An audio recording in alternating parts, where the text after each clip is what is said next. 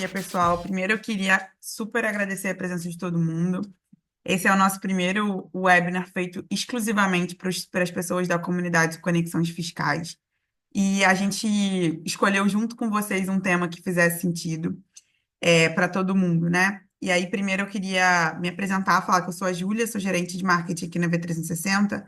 Estou aqui para só mediar e apresentar a pessoa super especialista aqui no tema, né? A gente foi atrás de alguém que tem muita experiência no assunto, que sabe muito sobre lideranças remotas, que foi o tema que toda a comunidade do Conexões escolheu para a gente falar na manhã de hoje. Acho que é um tema super rico, um desafio para todo mundo. Acho que todo mundo foi pego de surpresa, ninguém estava esperando que o mundo ficasse remoto tão rápido. Então, a gente tem muito a aprender ainda, é tudo muito recente e estamos todos super ansiosos para aprender bastante com o Richard nessa manhã aqui. Muito obrigada, Richard, pelo seu tempo. Seja muito bem-vindo. Obrigado, muito obrigado pelo convite, obrigado por estar aqui. Prazer estar falando com todo mundo, todos vocês aqui. Vai ser um prazer compartilhar um pouco dessa experiência aqui desses últimos 4, 5 anos de gestão remota. Deixa eu compartilhar minha tela. Ah, e aí, opa, não, isso aqui. Compartilhar a tela. Tá ótimo. Qualquer coisa, quem quiser, bota aqui no chat. Eu estou aqui com o chat aberto. E, por favor, vamos interagindo aqui, tá? Vocês estão vendo minha tela, né? Tela aqui do time de gestão remota, não tá? Sim? Vamos lá. Qualquer coisa, tá ótimo. Então, vamos lá. Primeira coisa, eu sempre gosto de fazer um disclaimer aqui no começo, tá? Nem todos os negócios podem ser remotos, nem todas as culturas podem ser remotas, não existe certo e errado, existe o que funciona para uma empresa, uma cultura. E hoje a gente vai falar mais sobre produtividade ou cultura, que tudo que eu vou falar aqui funciona para o remoto e para o presencial, tá? Então, eu sempre falo que a maioria das coisas que tem que fazer para ter uma boa cultura e boa produtividade no remoto serve para o presencial, mas as pessoas no presencial já não fazem, não é? E no remoto, enfim, tem várias coisas aqui, boas práticas.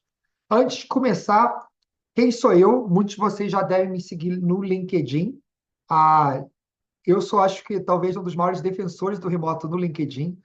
Hoje eu sou acho que um dos maiores perfis no Brasil de engajamento no LinkedIn. Saiu o ranking essa semana, eu passei o Ricardo Amorim. Então, estou número 1 de engajamento no LinkedIn. Falo de vários temas, né? Vários temas como liderança, saúde mental, equilíbrio, tal, tudo isso. E um deles é o home office. E como vocês podem ver aqui, quando eu falo de home office, o tema bomba, tá? Então, exemplo aqui, ChatGPT, quando eles foram para o remoto aqui, mais de 2 milhões de impressão. Botei essa foto do metrô, quase 2 milhões de impressão. Botei essa foto do meu colaborador trabalhando de Cancún, não é? 3 milhões e 800 mil impressões, 89 mil likes. Enfim, qualquer conteúdo que eu falo aí de remoto, não só é remoto, mas qualquer conteúdo, sempre bomba. E quem sou eu, né? Além de um entusiasta do remoto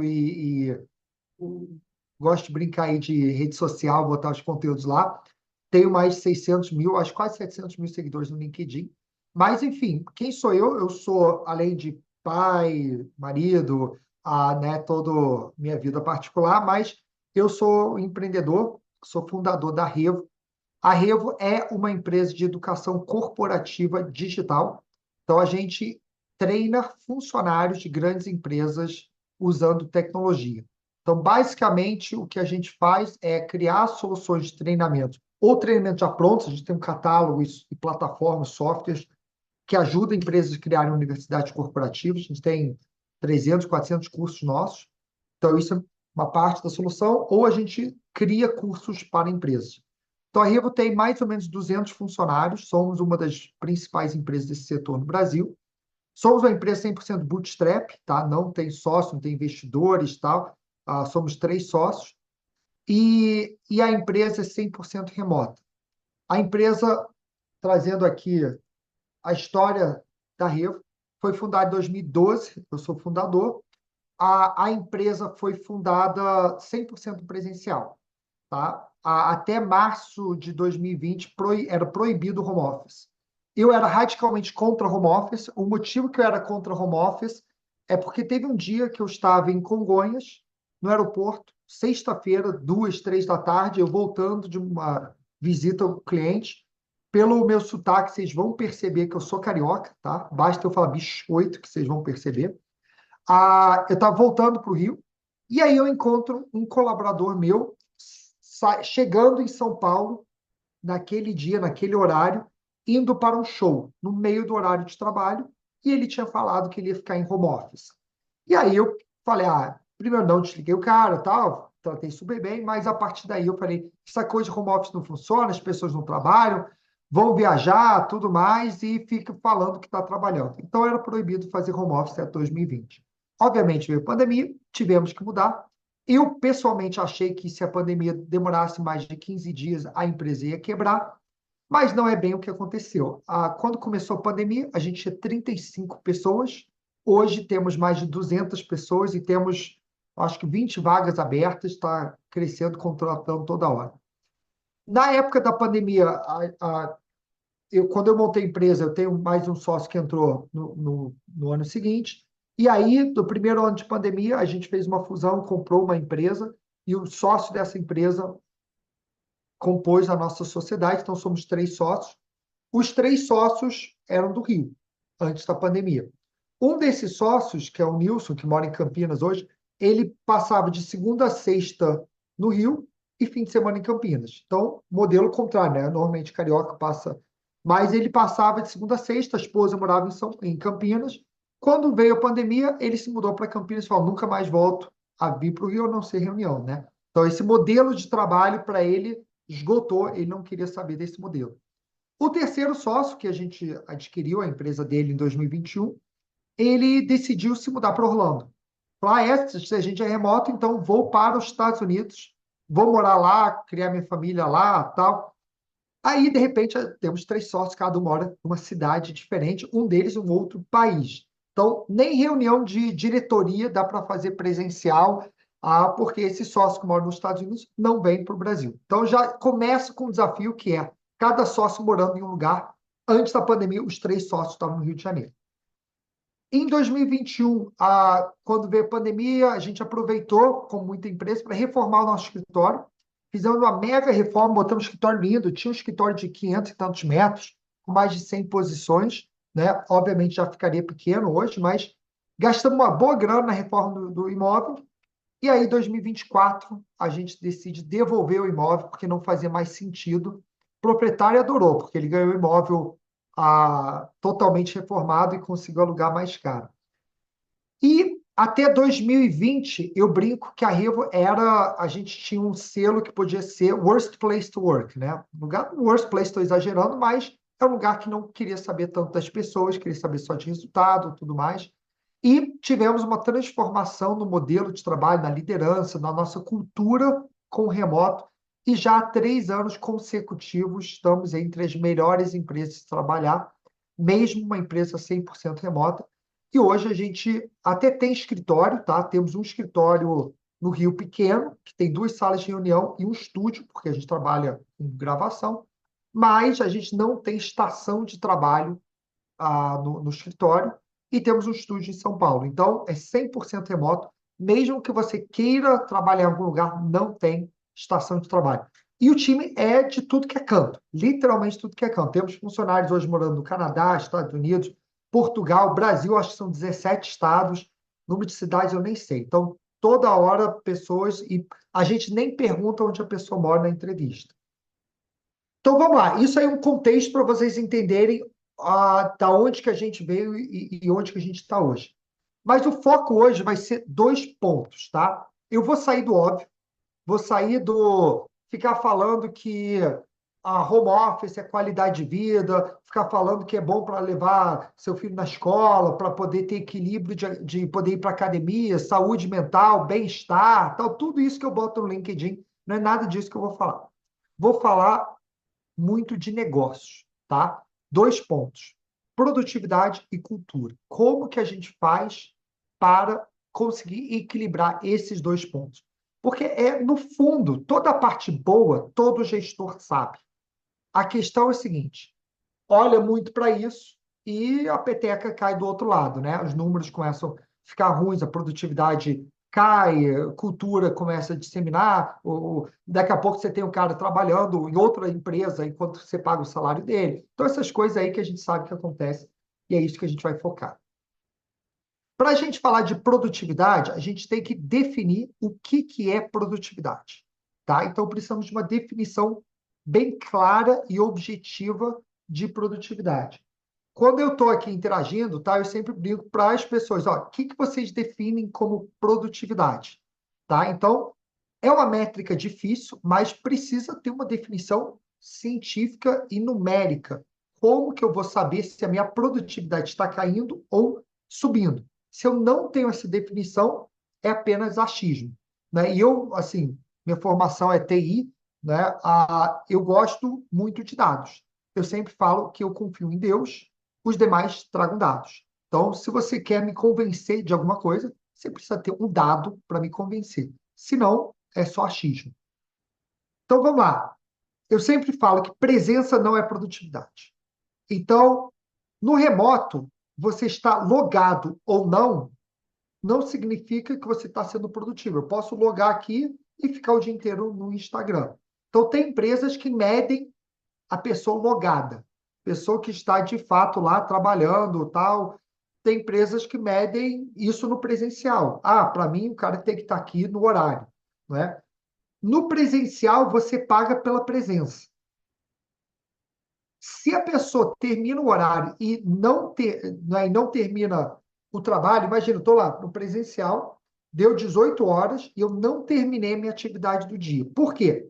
Pode ser que porque eu fui improdutivo, tirei 2 horas de almoço, fiquei no café, fiquei no Instagram, tal, tal, tal. Ou pode ser porque eu tinha muito trabalho, não consegui me planejar, ou de fato era uma carga acima. Eu não tenho como medir com dados, maioria das vezes.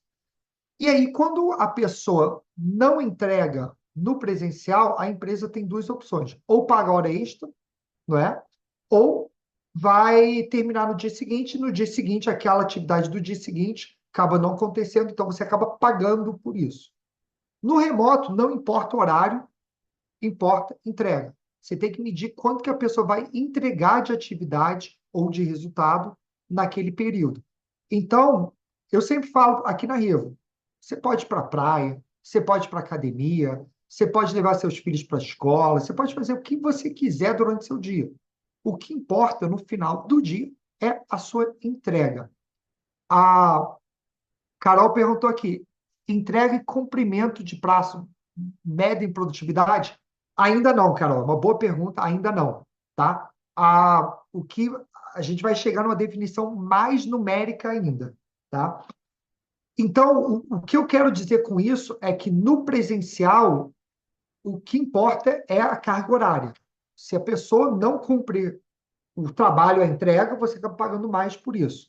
No remoto, o que importa é a entrega. Então, como que eu vou fazer isso, medir a produtividade? Na Revo, a gente tem uma métrica muito clara.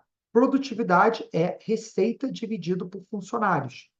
Então, quantas pessoas que eu preciso para gerar aquela receita?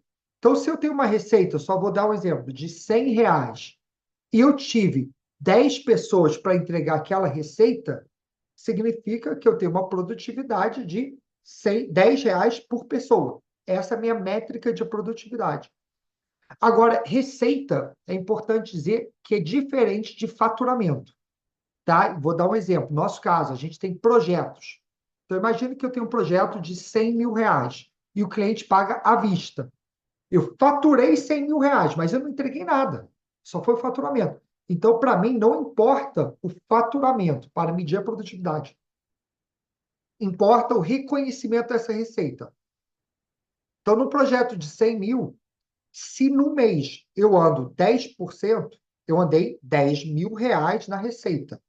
Se no outro mês eu andei 12%, eu andei R$ 12.000 na receita. Então, a gente usa, sim, métricas de andamento de projetos para calcular quanta receita foi reconhecida no mês, tá? O modelo de competências, vocês que trabalham no setor financeiro contábil entendem muito bem disso. Então, a receita nossa não é faturamento, é reconhecimento disso. E eu vou medir o número de funcionários, o número de horas disponíveis, né? Então, quantas horas disponíveis que eu tenho, e aí pode ser por hora, por pessoa, por dia, por tanto faz.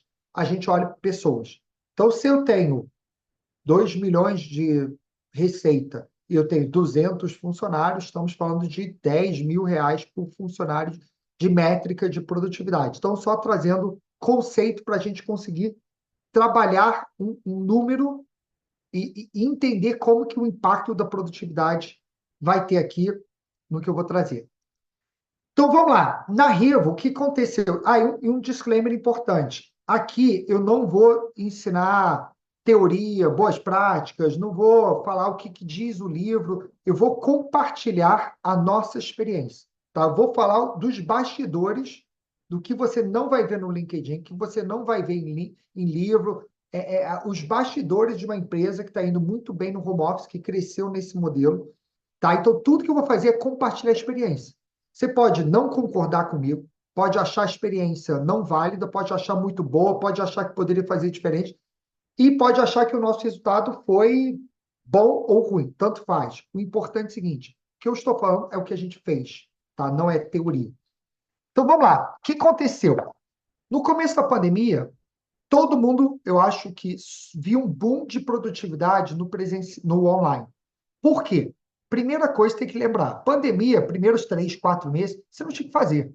Estava todo mundo em casa, morrendo de medo de morrer, estava todo mundo morrendo de medo de pegar a vírus, você não podia sair, não podia ir para o cinema, não podia ir para a praia, não podia fazer nada. Então, todo mundo em casa, você não tem o que fazer e medo de perder o emprego. O que eu vou fazer? Eu vou trabalhar. Produtividade subiu, você não tinha concorrência. Acabou a pandemia, todo mundo pôde trabalhar de casa, mas pôde ir para o cinema, pôde ir para a praia, pôde ir para a academia e tal. Produtividade caiu. Tá? A gente sentiu isso. O nosso crescimento, qualquer crescimento gera ineficiência em produtividade. Só que, se você tenta, quando você está crescendo rápido, se você tenta corrigir a eficiência, a produtividade no crescimento, você desacelera o crescimento. Então, vamos lá. Eu estou contratando 10 pessoas por mês, 5 pessoas todo mês, crescendo. Se eu falar, não, não, calma aí, vamos medir o máximo de produtividade no momento de crescimento, você vai desacelerar crescimento. Então, o que acontece? Crescimento gera improdutividade, tá? No final de 2022, a gente parou de crescer com o fim da pandemia. Somos uma empresa de treinamento online, o mundo volta para o presencial em 23, as empresas não têm a demanda grande de treinamento online em 23. Graças a Deus isso já voltou. Mas, o que a gente percebeu? Poxa, receita caiu, é o momento de corrigir a nossa eficiência e produtividade. A gente conseguiu medir em números como que a minha produtividade vem caindo com o tempo, tá? Então, em fevereiro, a gente, de 23, mais ou menos aqui no gráfico, então esse aqui é o nosso gráfico de produtividade. Obviamente, tem quedas aqui é Natal, tá? Carnaval, tem umas quedas, sobe e tal, mas a gente começou a sentir uma queda que foi caindo, caiu quase pela metade a nossa produtividade. Em julho de 23, a gente atingiu o menor nível de produtividade. E a gente estava enfrentando todos os mesmos problemas ali no meio de 23 que todas as empresas estavam tendo. E o que as empresas fizeram? Quase todo mundo falou, não, esquece o remoto, vamos para o presencial. A gente tinha um problema.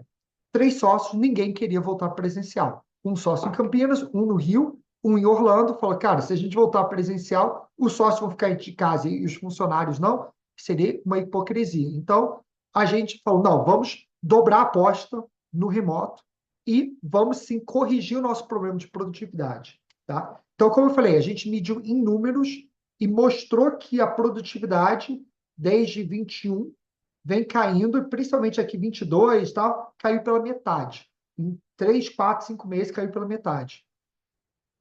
E aí que vale a pena compartilhar como que a gente gerencia times, tá? A gente trabalha no modelo de squad. Cada squad nosso tem 10 a 20 pessoas. Então, o que acontece? A gente tem 200 pessoas, hoje a gente tem 8 squads, cada squad 10 a 20 pessoas, isso compõe aí umas cento e poucas, 110, 120 pessoas. São times pequenos. Cada squad, ele tem que ter autonomia para entregar um projeto de início ao fim, tá? Eu tenho hoje, aí vou trazer três grandes competências, tá? Eu acho que é fácil vocês imaginarem, apesar de não conhecer o negócio, é fácil vocês imaginarem. Eu preciso produzir um curso online. Eu vou ter que ter alguém que escreve o roteiro do curso, que é o meu roteirista. Eu vou ter que ter alguém que faz as telas para ficarem bonitas, design gráfico. Eu tenho que ter alguém que grava o vídeo, tá? Então eu vou gravar vídeo, alguém escreve, eu gravo e aí faz as telas bonitinhas lá. Então esses são os três grandes competências e obviamente um revisor ortográfico. Então esse time, ele tem que de início ao fim ter a competência de entregar qualquer projeto. A gente tem aqui 30 roteiristas, 30 designers gráficos, 30 áudio e vídeo, 30 de cada competência. Mas em vez de eu definir 30 por competências, a gente define squads funcionais de grupos menores. Então aqui eu vou ter 3, 4, 3, 4, 3, 4 cada um. Por quê? Porque times grandes são complexos para gerenciar. Quando eu tenho um time menor, eu consigo gerenciar melhor a distância, tá? Então, a gente tem um gerente de squad, com um coordenador que ajuda, gerenciando 10 a 12, 20 pessoas no máximo. Quando chega a 20, a gente quebra em 2 de 10. Tá? E eu tenho 8 squads desses. Por que isso é importante? Porque entra como que a gente gerencia esses times. Tá? A coisa mais importante da nossa cultura, o ritual que mais dá retorno, são as dailies, tá? A gente faz dailies pelo nome todo dia, tá? Então, primeira coisa que as pessoas falam, eu não vou fazer todo dia, eu vou fazer uma vez por semana. Então, não é daily, aí é weekly. Fazer a cada 2 dias, tá? O gestor não aparece na daily, não vai funcionar. Então, vamos lá. Daily. Por que a gente tem daily? Porque todo mundo tem metas diárias, tá? Eu vou falar um pouco sobre isso. Mas todo mundo tem uma meta que ele tem que cumprir no final do dia. Então, a gente faz 3 perguntas na dele. O gestor do squad, imagina, um gestor, 10, 12 pessoas normalmente, vai reunir essas 10, 12 pessoas e ele vai fazer 3 perguntas para cada pessoa. O que você fez ontem? O que você vai fazer hoje? E se você precisa de alguma ajuda, tem algum impedimento te bloqueando? Tá? A gente tem um sistema de alocação de tarefas, tá? Chama Team Deck, mas tem um monte, tem Monday, clicar, tem um monte, tá? Não vou nem fazer propaganda do que a gente faz, não. Qualquer um serve. A gente distribui as tarefas para as pessoas no dia. O gerente de projeto está planejando as tarefas das pessoas e aí ele vai distribuir isso. Quando ele distribui, o funcionário, o colaborador, já sabe o que ele tem que fazer.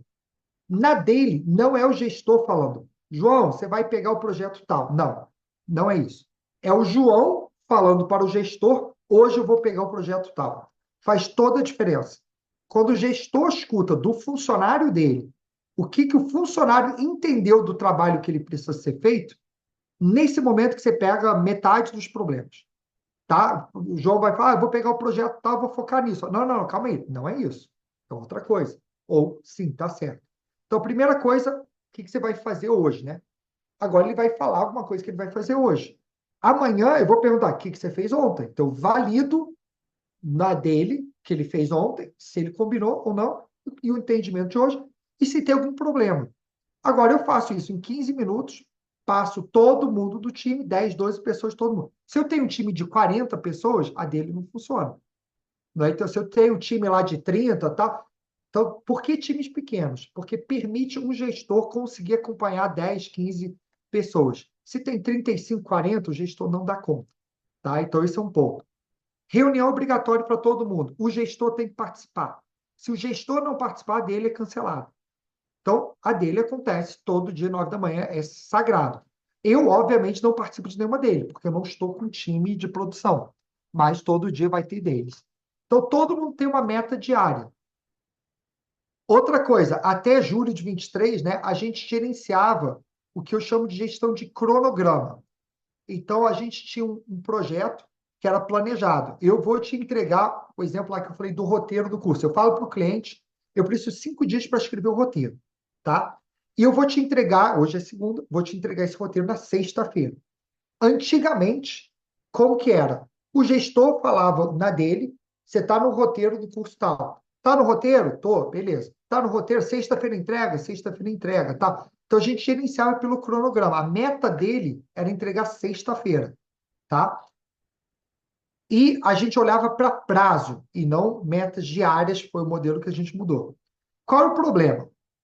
Se nos 4 dias antes da data de sexta-feira ele não estiver entregando, eu só vou descobrir na sexta. Eu não consigo saber se ele está trabalhando todos os dias. Atraso sempre é descoberto na data de entrega. Sempre tinha desculpas mirabolantes, né? Não, alguma coisa aconteceu, alguém morreu, furou o pneu do carro, alguma coisa assim. Às vezes eu tinha um problema de entrega, de qualidade. Por quê? Porque o cara virou à noite no último dia e fez mal feito. Eu tinha dificuldade de comparar métricas. Então, tá bom. O que o cara fez cada dia? Se ele tem que, dando exemplo, só eu trabalho com números fáceis para entender. Se ele tem que fazer 50 páginas de texto, se ele tem que fazer 10 páginas por dia, se eu ver todo dia, eu consigo entender a métrica de 10. Agora, se ele não faz zero, faz 2, faz 4, faz 45 no último dia, tem algo errado e eu não consigo metrificar. Então, aí eu não consigo comparar os meus squads. Eu tenho 8 squads, não consigo comparar todos os roteiristas. Eu não consigo. Eu começo a ter pessoas reclamando de prazos. 5 dias. Ah, isso é impossível. Pô, eu estou virando noite. Você não está virando noite. Você estava não fazendo nada 2 dias, 3 dias, e no último dia você tinha que apressar. Então, a gente começou a ter muito problema no modelo de gestão por cronograma e a gente começou a gerar prejuízo. Tá? Lembra que eu falei, gestão tem investidor. Então, prejuízo de uma empresa que não tem investidor não dá muito certo. A gente mudou o modelo. Fomos para metas diárias. Tá? Primeira coisa que a gente fez foi desligar 13 pessoas no primeiro dia, 31 de julho de 23, e a gente escolheu pessoas não por baixa produtividade, por baixa fit cultural. Primeira coisa que a gente fez, e aí não falo isso publicamente, mas é a verdade, é demitir quem reclamava. Os reclamões, os caras que ficam toda hora se vitimizando, tá? Infelizmente, não dá certo. Então, a gente começou a olhar para fit cultural. A gente estava inchado, produtividade baixa, precisa reduzir. Então, reduzimos, focando em fit cultural, demos um choque nas pessoas, falou, a partir de agora, não vamos mais olhar cronograma, ou seja, aqueles 5 dias e te perguntar no último dia. Vamos criar metas diárias. Todo dia você tem uma meta, tá? Todo dia na daily a gente vai estar perguntando qual é a meta de hoje e se cumpriu a meta de ontem ou não. E aí a gente começou a metrificar e criar controles nessa meta. Tá? Essa aqui é a minha planilha, e aí a gente inventou uma tecnologia super mirabolante, tá? Da NASA para fazer isso. Chama-se Excel. O que a gente fez? Nome das pessoas, dia 7, dia 8, dia 9. Então, cada pessoa é uma linha, cada data é uma coluna, e a gente começou a ver aqui. Bateu ou não, meta? Essa era a pergunta. Então, a gente entrava lá, primeira semana aqui, né, de 1º de agosto, tá? Foi aquela coisa de ajuste, criar planilha e tal, e começamos lá. Todo dia a gente entra na reunião dele, meta de ontem, bateu ou não? Aí, não, olha bem, veja bem, não, poxa, eu tive 5 dias, eu não consegui. Cara, essa história que você está contando, eu entendo, compreendo, mas não cabe na célula. O que cabe na célula é se você bateu ou não a meta. É isso que importa. E a gente começou a medir. Em 4 semanas, essa foi a foto que a gente teve. Ou seja, um desastre. As pessoas não estavam batendo meta. Aí, beleza, vamos fazer uma análise profunda nisso daqui. Aí a gente começou a analisar as pessoas e por que as pessoas não bateram meta. E qual era a métrica da pessoa, até, tá? Então, eu vou ter aqui, ó, o exemplo, meta do dia, 10 telas. Quanto que as pessoas estavam fazendo por dia? Essa pessoa aqui, fazendo 4, 0 num dia, 9 no outro, 4, 8. E aí, o que acontece? Aqui, ó, 0, 0, 0, atingiu, superou. Essa era a realidade que a gente estava vendo, porque a gente olhava para o cronograma e não as metas diárias. Então, um bom exemplo é esse Rafael aqui. Ele tinha uma meta de animar 3 minutos por dia, não estava batendo. A partir daqui, ele começou a bater todos os dias. Outro exemplo negativo era esse Igor. Ele tinha uma meta de 3 minutos, estava fazendo meio minuto, chegou a 2. O que aconteceu no final do mês? Ele pediu demissão. Por quê? Porque ele falou que a empresa estava agora microgerenciando, não é, perdeu aquela coisa e começou a reclamar com isso. Quais foram os desafios? Primeiro, meus gerentes de squad começaram a reclamar do trabalho extra. Poxa, agora eu preciso preencher essa planilha. Sim, tem que preencher. Então, dificuldade para os gerentes aderirem. Depois, os funcionários reclamando que tinha microgerenciamento e que as métricas eram irreais. Mas quando a gente tinha a métrica irreal, calma aí, o cara lá está batendo 12 e você está fazendo 5, como que a métrica é irreal? A partir daí começa todo mundo ver, poxa, não posso reclamar tanto assim e tal. E aí depois a gente foi consistente. Não tira, não tira. Todo mundo reclamando, não tira. Aí tá bom. O que aconteceu? A gente reforçou. A gente começou a investigar a baixa produtividade. Entender por que está acontecendo. Pode estar acontecendo por vários motivos. Pode ser que a pessoa não foi treinada. Pode ser que a pessoa não tenha equipamento. Pode ser que o processo seja ruim. Pode ser vários motivos. Pode ser que a pessoa também esteja com baixa produtividade. Então, a gente começou a focar treinar em quem estava abaixo da métrica. Depois de 30 dias, mais uma leva de 10 pessoas foram desligadas ou pediram para sair. Tá? Aí um mês depois, magicamente, a planilha de metas diárias ficou assim. Olha que maravilha. Todo mundo começou a bater meta e todo mundo começou a entender a nova regra do jogo. Tá? Então, aqui um outro squad nosso começou a bater meta, tudo mais. E aí, esse cenário aqui de queda de produtividade, nos próximos 6 meses, o que a gente viu? Um boom. Se a gente pega daqui até aqui, é 160, 120% de aumento de produtividade em 3, 4 meses. Como eu falo, dezembro sempre cai. E aí, se eu pego o gráfico disso aqui mais para frente, ele continua no mesmo ritmo aqui de aumento de produtividade. Agora, ao longo do tempo, né, isso aqui foi 23 para 24, a gente vê uma queda de vez em quando de produtividade. É só voltar na métrica, só voltar nas metas, só voltar no sistema que está implementado e olhar para o número. O que está acontecendo? Agora a gente tem dados para medir produtividade, para entender o que está acontecendo, para comparar a produtividade. E aí, qual é a grande vantagem? Hoje, eu não quero saber se você está na academia, se você está vai levar filho para a escola, tá? É muito bem definido as métricas. Agora, uma dica de ouro aqui. Tem que funcionar, tem que demitir quem não funciona. Infelizmente, não é politicamente correto falar isso, mas a maioria das empresas, por medo de demitir quem não funciona, prejudica quem funciona. Então, se você não tirar quem não está fazendo essa cultura funcionar, você vai ter uma dificuldade enorme em impor o modelo. Outra coisa, jovens e pessoas júniores têm mais dificuldade no remoto, precisa de mais atenção, e seniors produzem mais no remoto. Tá? Então, são algumas dicas de ouro. Poxa, o tempo está voando aqui, eu só cheguei na metade aqui, que é falar de produtividade. Vou tentar passar rápido aqui, gastar mais uns 10 minutos, a gente deixa 10 minutos para o final para falar um pouco de cultura. Tá? Eu já falo rápido, mas vou ter que passar rápido. Então, isso aqui, a questão de produtividade. Como que a gente resolveu o nosso problema de produtividade no remoto? Agora vamos falar de cultura. Novamente, eu gosto de definições. Precisamos definir o que é cultura. Não é? Peter Drucker já diz, cultura como estratégia no café da manhã. Mas tudo bem, o que é cultura? Vamos uma definição para que a gente consiga trabalhar os pontos da cultura. Eu também gosto dessa definição, que cultura é o que acontece quando o chefe tira férias. E para quem me segue, sabe que eu tiro muitas férias. Férias no sentido, eu viajo muito.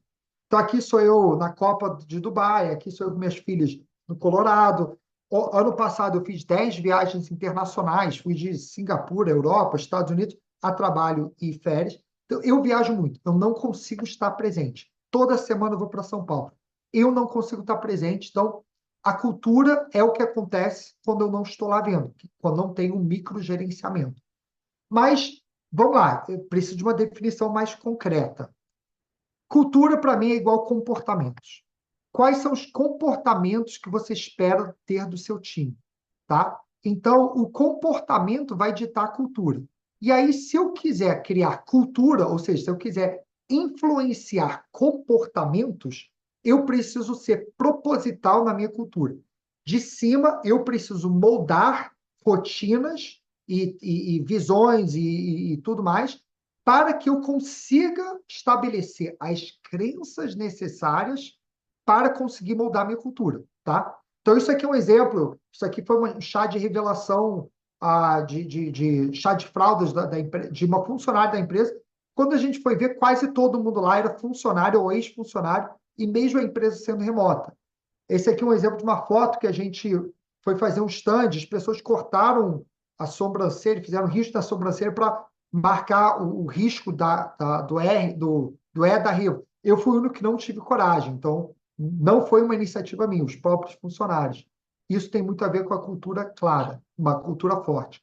Primeira coisa, a gente tem uma visão clara, tá? A gente tem uma visão que as habilidades de ontem não são mais as mesmas de hoje, e as do futuro são desconhecidas.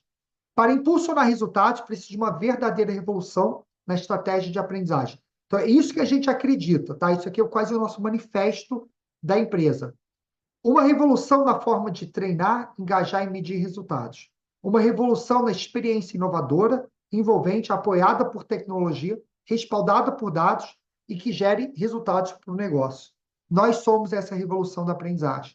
Então, todo mundo aqui na Revo sabe o que a gente faz, o que a gente é apaixonado.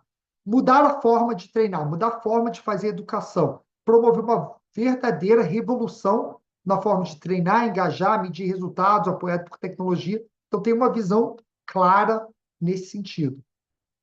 A gente tinha valores, valores antigos, palavras bonitas que não resultavam em ação. Então, a gente mudou os valores, né? Coisas como atitude de dono, colaboração, bem tradicional. Faltava clareza. Primeira coisa que a gente fez foi ter valores novos, né? O que é um valor? Só para deixar claro. Valor é regra do jogo.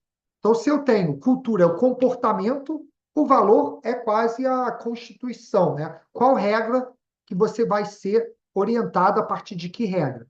Então, primeira coisa, os valores começaram a ter verbo. Verbo porque é ação. Então, em vez de eu ter um valor que é diversidade, foi valorizar a diversidade. E a gente teve que adicionar alguns valores novos. Então, um deles foi tomar decisões baseadas em dados, né? A gente não tinha isso, mas um deles foi honrar os seus compromissos. Então, vamos lá, se eu tenho metas diárias, você pode levar seu filho para a escola, você pode ir para a academia no meio da tarde, ir para a praia, ninguém controla o seu horário, tem um valor fundamental na empresa que é honrar o seu compromisso. Você tem um compromisso, tem uma meta, tem um combinado. É um valor da empresa você honrar isso. Se não honrar, não funciona o modelo. Então, a gente teve que mergulhar fundo nos valores para ter essa regra combinada. Agora, como que você consegue moldar comportamentos? Através de rotinas. A gente já falou da rotina de metas diárias, de dailies, né? Isso já faz. Agora a gente tem uma rotina all hands. Toda terça-feira, hoje inclusive eu fiz, 9 da manhã, tem uma reunião com todos os colaboradores da empresa. Tá? Isso faz o quê? Muita comunicação. Todo mundo sabe o que está acontecendo. Então, nessa reunião, eu vou falar de estratégia, de novos clientes, projetos, entregas, datas comemorativas, ações do marketing. E todo novo colaborador sempre começa numa terça-feira, 9 da manhã. Então, imagina, você está começando, hoje começaram 8 pessoas. Seu primeiro dia de trabalho, uma reunião com 200 pessoas ali te dando boas-vindas. Né? E aí cada um vai falar de si e tudo mais. Então, isso é uma outra rotina.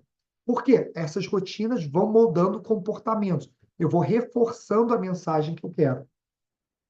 A gente tem reuniões presenciais com gerentes. Então, a cada 3 meses, a gente traz todos os gerentes, exceto o diretor que mora em Orlando, e os diretores para uma reunião do Rio de Janeiro. Então, os gerentes mais estratégicos, para falar de metas e planejamento. Então, temos a meta anual, planejamento anual. A cada 3 meses, presencialmente, a gente se reúne para discutir e fazer revisão de metas. Reuniões one-on-ones. Qual é a minha rotina? Eu tenho planejamento anual, cada gerente, meus 10 gerentes, eu tenho metas e eu faço one-on-ones quinzenais com eles para acompanhar as metas. Eles fazem one-on-ones com o time deles e os líderes deles vão fazendo. Então, todo mundo vai ter uma one-on-one quinzenal para falar do seu, né, tanto de andamento de metas, como dar feedback, resolver problemas, tudo mais. Normalmente eu bloqueio minha segunda-feira só para one-on-ones. Né? Uma vez por ano a gente vai para Orlando, nada mal, né? Mas a gente vai para Orlando, visita lá o nosso terceiro sócio, fazemos uma reunião de sócios uma vez por ano. Reunião de diretoria era quinzenal, agora é semanal. E uma reunião de comitê financeiro de resultados mensal. Tudo isso são rotinas para moldar os comportamentos que a gente quer. Onboarding, tem todo o modelo de onboarding já definido. Primeiro dia, segundo dia, ele começa na reunião geral. Então, tem todo o onboarding, a pessoa passa por todos os departamentos, vai conhecer todos os líderes. Então, a gente tem um onboarding muito bem definido. Tem parte gravada, tem trilhas, competências técnicas no onboarding. Então, tem um onboarding muito bem feito para criar essa experiência do novo colaborador. Os squads vão ter suas rotinas, que eu falei aqui. Então, tem rotina de daily, faz reuniões semanais com o grupo. Tem várias aqui, tem one-on-ones. Não vou passar por todas por causa de tempo, mas os squads têm suas próprias rotinas. Tem muito treinamento. Então, semanal tem treinamento comercial, 1h30 de treinamento de oficina comercial online. Bimestral, 2 dias presenciais em São Paulo. Vamos ver, a gente faz muita coisa presencial, mas para fazer treinamento, encontro. Tem programa de liderança, então a gente tem 35 líderes que faz oficinas mensais de liderança. Temos cursos online gravados. Temos encontros presenciais cada 6 meses. Então, todos os líderes, 35, de qualquer lugar, a gente voa para o Rio de Janeiro, traz para cá, fica no hotel, tudo mais, treinamento presencial de liderança, 2 vezes por ano. Tem muita coisa de conexão e diversão. Então, a gente tem uma semanal, tem uma oficina chamada Yoga na Cadeira. Então, 20 minutos de yoga toda semana, quarta-feira, no final da tarde.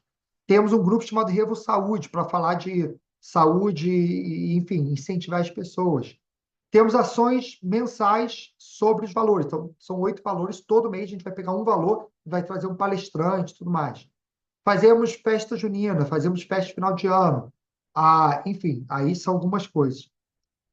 Entrando um pouco em gestão de pessoas, a gente tem na parte de carreira em Y. Carreira em Y diz que você pode ser especialista ou pode ir para a área de liderança. Então, eu quero crescer na carreira, cheguei ali o nível sênior. Eu não preciso necessariamente ser um líder, eu posso ser um especialista. Então, eu falei que a gente tem os nossos squads, com competências técnicas aqui. O que a gente fez? A gente também desenvolver um plano de carreira para especialistas. Por que isso é importante? Porque a gente não vai ter vaga para todo mundo virar líder. Só que a pessoa quer ver uma evolução na carreira. Então, a gente começou a criar cargos de coordenadores técnicos para as pessoas poderem continuar na sua carreira. Tá? E aí, um squad, como eu falei, 10 a 20 pessoas, 3 principais funções, um coordenador técnico para cada função. Então, esse coordenador técnico, ele vai olhar para os júniores e os plenos e os sêniores dele, tá? Então, vocês vão ver muito acompanhamento de liderança e acompanhamento técnico. Eu tenho 8 squads desse. Cada squad, 3 competências, dentro de cada squad, um líder técnico, ou seja, só aí são 24 líderes técnicos, e eu vou ter um gerente para cada competência dessa, liderando independente squad. Então, 8 squads, 3 líderes técnicos, 3 pessoas fora, um para cada competência que reúne todo mundo. Então, muito acompanhamento técnico. Essa é outra falha muito grande do home office, é não olhar para as habilidades técnicas das pessoas, porque sim, a pessoa tem dúvida, sim, a pessoa erra, sim, a pessoa tem um problema de qualidade. O que essas pessoas técnicas fazem, né? A gente tem a diretora de operações e a carreira Y lá de liderança. Liderança foca em prazo, entrega, cronograma, indicadores como alocação, taxa de utilização, olhar para a receita, margem e tudo mais. Agora, os gerentes técnicos, desde os coordenadores em cada squad, para os 3 que ficam fora, tem que focar no sênior, né? Então, focar em seniorizar o time. Focar em qualidade, treinamento técnico, estabelecer métricas, ajudar o time, implementar inovação. Então, o feedback técnico precisa fazer parte da rotina, tá? Então, temos avaliação de desempenho, enfim, uma avaliação baseada nos valores, que acompanha tecnicamente, tem todo o modelo pós-avaliação depois. Eu estou passando rápido para a gente ir para as perguntas, tá? E aí, com isso, início do ano passado, Depois que a gente implementou isso, dobrou 120% de aumento de produtividade, o modelo funcionando, cara, a empresa voando, crescendo de novo. A gente viu, realmente não precisa do escritório. Eu fiquei com pena, com muita dó, porque a gente investiu bastante dinheiro na obra, mas chegou o momento de fato, devolver o escritório e desmontar tudo que a gente tinha lá. E aí, isso aqui são posts de pessoas da Revo falando das suas rotinas de trabalho. E por isso que a gente fala que tanto faz onde você trabalha. O que importa são as suas entregas, tá? Aqui só mais um post. Então, e outra coisa que vocês vão ver, tanto faz, tudo que eu estou falando aqui, absolutamente tudo, tanto faz se é para remoto ou presencial. Os dois precisam olhar para essas coisas. Mas o que acontece? As pessoas não fazem, e aí é muito mais fácil você tapar e tudo isso no presencial, fingindo que você está olhando. No remoto fica muito evidente. Tá bom? Pessoal, é isso que eu trouxe aqui. Compartilhar um pouco dessa experiência. Desculpa correr, mas a gente só tem uma horinha aqui no nosso bate-papo. Tranquilo, muito obrigada, Richard. Foi muito legal. Eu anotei várias coisas aqui para fazer no meu dia a dia com o time. Acho que foi super útil. Alguém tem alguma pergunta? Se ninguém tiver uma primeira, eu já tenho uma aqui.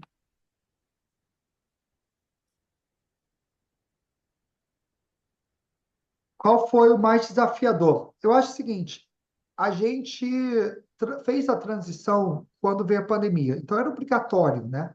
Então, para mim, o mais desafiador não foi a transição. Como eu falei, no começo da pandemia estava todo mundo junto, todo mundo com medo de perder emprego, de pegar doença, tudo mais. Então, aquele momento foi um momento até mais fácil. Apesar da dificuldade, foi mais fácil.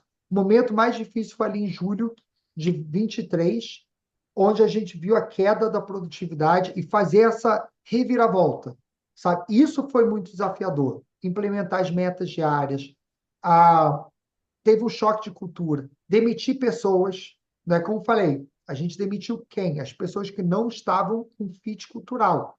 Então, às vezes, a gente demitiu pessoas que tinham muito tempo de empresa, que eram muito bom tecnicamente. Mas era o cara que todo dia reclamava, todo dia puxava a cultura para baixo. Então, essas coisas foram os mais difíceis. Ah, eu acho que é isso. Tem mais uma. E como identificar sinais de desmotivação em colaboradores que trabalham remotamente? Tem um sinal que é dito e tem um sinal que não é dito. Tá? Um sinal que não é dito, e aí, por exemplo, a gente tem reunião de terça-feira, toda terça-feira. Eu sempre olho quantas pessoas estão nessa reunião. A gente tem mais de 200 pessoas, 190, 95, aí 200, depende do mês. Em média, 150 pessoas participam, tá? Não tem como, às vezes alguém vai no médico, uma coisa. Quando esse número começa a cair, 130, 120, 110, eu sei que tem algum problema. Tá? Quando as pessoas na reunião, ou nessa, ou outras reuniões de liderança, não falam, não abrem a câmera, não, eu não obrigo ninguém a abrir a câmera, mas, para mim, começa a trazer alguns sinais. Outra coisa, a gente faz muita pesquisa interna para saber o que está acontecendo, pesquisa de clima, tudo mais. Às vezes, assim, pessoal, a gente está querendo saber como que a gente pode melhorar a nossa cultura. Tá? Então, a gente ouve muitas pessoas, tem muita one-on-one, um modelo lá que vai ter. Então, a gente busca colher feedback e, obviamente, tem coisas que a gente não sabe. Tem pessoas, certamente, que estão escondidas, que estão só entregando, mas agora tem números e métrica em todo mundo. Então, você pode não ser apaixonado pela empresa, pode não ser, mas no final do dia, se você está entregando, você vai sobreviver. Agora, obviamente, as pessoas que participam, engajam, vão ser as pessoas que vão crescer. Tá? E a coisa, nem todo mundo, tá? Muitas pessoas no mundo estão ali para ganhar um salário, pagar as contas e viver a sua vida. E está tudo bem, faz parte. Não tem um cargo para todo mundo crescer na empresa. Agora, quem vai crescer e vai ter meritocracia, vai ter reconhecimento, de fato, quem está engajado mais nessa cultura. Legal. Tem mais uma aqui, que é como trabalhar e aculturar a gestão que home office funciona. Acho como expandir, né, essa visão ali. Esse é um desafio porque precisa vir de cima. tá? Eu acho que tem algumas coisas mais claras que dá para trazer, que é o seguinte: empresa 100% remoto vai atrair, e aí, desculpe falar isso de uma forma muito bruta, mas vai atrair o resto do mercado, tá? Por quê? Porque, e aí, novamente, para quem quer, mas para quem quer e quem quer essa flexibilidade, vai buscar esse modelo. Então, é muito fácil. A gente tira muitas pessoas dos concorrentes que são presenciais e nenhum concorrente tira pessoas minhas, mesmo pagando mais. As pessoas querem flexibilidade, as pessoas querem conforto, querem... Então, se vocês querem atrair os melhores talentos, o modelo de home office vai permitir isso, tá? Então, se você for 100%, o híbrido já ajuda muito, tá? Se você for 100% presencial, você só vai atrair pessoas no raio de 20, 30 quilômetros do seu escritório que topa ir para o presencial. Então, primeira coisa, guerra de talentos. Segunda coisa, custo. A gente economizou muito reduzindo o vale transporte, 500 metros de metro quadrado na Barra da Tijuca, no Rio de Janeiro, é caro. Então, também economizamos. Meu conforto, conforto de todo mundo. Hoje a gente atrai pessoas do Brasil inteiro. Então, isso são algumas métricas para atrair a alta liderança. O grande desafio é o seguinte: 99% dos líderes e donos, principalmente das empresas que precisam tomar essa decisão, moram 20 a 30 minutos do escritório. Eles não sentem a dor do, do seu trabalhador. Traz histórias verdadeiras. Ó, fulano, você sabe que ele sai de casa às 5h30 da manhã, volta em casa às 9h30 da noite, e você está reclamando que ele não está entregando? O que você quer? Sabe? Então tá, então faz o seguinte: paga salários que permite todo mundo morar perto da Faria Lima. Tá ótimo, resolveu. Agora é o seguinte: para mim, tem produtividade, atrair talento e custo. São os três pontos que eu olho. Isso é bem verdade, né? Para cidade grande, então, a gente sabe bem que aqui no Rio, ir para Barra morando em outro lugar é um desafio gigantesco. Imagina, Baixada. É, Agora que tiraram a linha ali da linha da Avenida do Brasil, uma faixa a menos. Impossível. é impossível.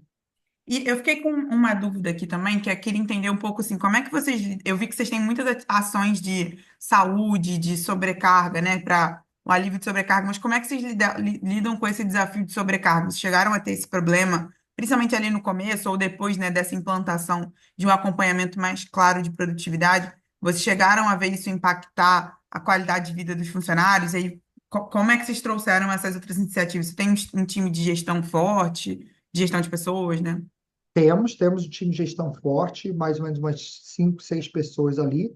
Para uma empresa de 200, é um time É uma produção relativamente boa. alto. Mas, assim, como que a gente viu isso? Primeira coisa, muita conversa, muito one-on-ones, os gestores. Então, a gente treina muito o nosso gestor a lidar com isso. Esse tema de sobrecarga de trabalho foi o tema que a gente mais trabalhou na capacitação de líderes.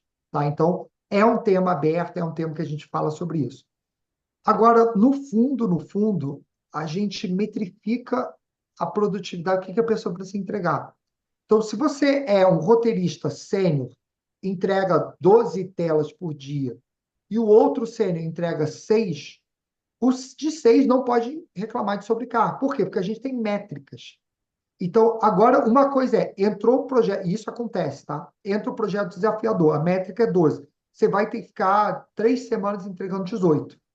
Poxa, isso vai te sobrecarregar. Então, a gente consegue também trabalhar com métricas, mas aí aumenta a receita, né? Porque isso entra aquela meta de produtividade. Então, é uma coisa que a gente sempre mede. A produtividade, que é a receita pelo número de funcionários. Então, a sobrecarga deveria aumentar a produtividade, que, por um lado, estratégia, visão de DRE pode ser bom, só que, por outro lado, isso prejudica a saúde dos funcionários. Então, é acompanhar muito bem os dados de cada time e acompanhar muito gente de gestão, conversas e ter um canal muito aberto e honesto. Eu acho que, como falei, a gente tem muito essa liberdade de não medir horário. Então, sabe, as pessoas sentem, a gente sempre fala isso. Se você trata adultos como adultos, fala, cara, é o seguinte, você está no cargo assim, sua métrica é 12 por dia, tal, beleza. Vai ter dias que eu vou exigir mais, mas vai ter dias que você vai ter menos. coisa que a gente também faz, day off no aniversário. Tem algumas coisas assim que a gente busca também, sabe? E é muito aberta essa conversa. Eu acho que o principal é ser mais humano na relação. Então, por exemplo, alguém pode facilmente falar para mim, um gerente, Richard, hoje podemos remarcar a reunião porque eu tenho que levar meu filho na escola? Não vou perguntar nada, beleza, vamos remarcar. Sabe? Então, essa conversa e essa transparência de mostrar que seu dia a dia, vida pessoal, existe, não Importa, tem né? nenhum problema aqui, não. É muito transparente. Legal, muito bom. Muito legal essas iniciativas. A gente depois vai fazer um resumo aí para dividir com todo mundo também. Acho que tem muito aprendizado. Muito obrigada, Richard. Foi excelente. Obrigado, pessoal. Boa sorte aí. Qualquer coisa, LinkedIn, Instagram, @RichardoShow, pode seguir, pode mandar mensagem. Será um prazer aí trocar com vocês. Excelente. Muito obrigada. Tchau, tchau. Obrigado. Tchau, tchau.